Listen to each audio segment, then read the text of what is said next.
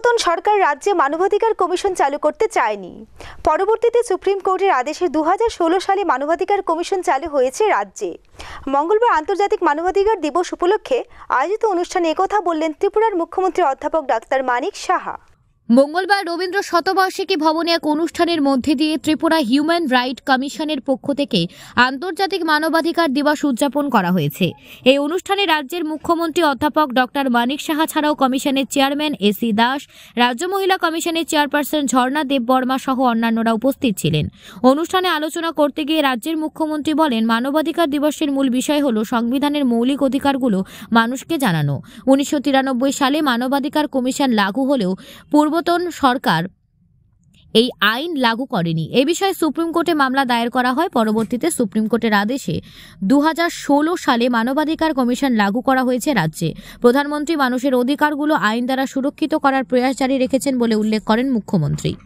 মাননীয় প্রধানমন্ত্রী যেখানে বলার চেষ্টা হয়েছে, অন্য ফর্মে বলা হয়েছে, বসুধৈব কুটুম্বকম কথাটা বলা হয়েছে, কিন্তু আমাদের ভাষায় পলিটিক্যালি যদি বলি, আমরা বলি সবকা সাথ সবকা বিকাশ বিশ্বাস একটা প্রয়াস।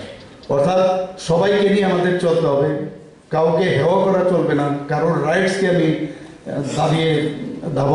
দাবিয়ে দেব না।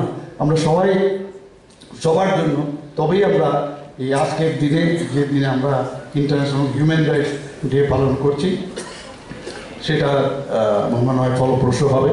আমার কাছে প্রচুর ফাইল মাঝে মাঝে আসেন, এখানে আমাদের জাস্টিস সাহেব পাঠান, অনেক ফাইল অনেকে করেন, তো রিকমেন্ডেশন করে পাঠান। তার একটা বিশাল অঙ্ক একটু আগে আমাদের সেক্রেটারি মহোদয় দেখাচ্ছিলেন। এটাতে কিন্তু একটু ভয় থাকে, মানে হিউম্যান রাইটস কমিশনের চেয়ারম্যানও আছেন, আবার আমাদের মহিলা কমিশনের চেয়ারপারসনও আছেন।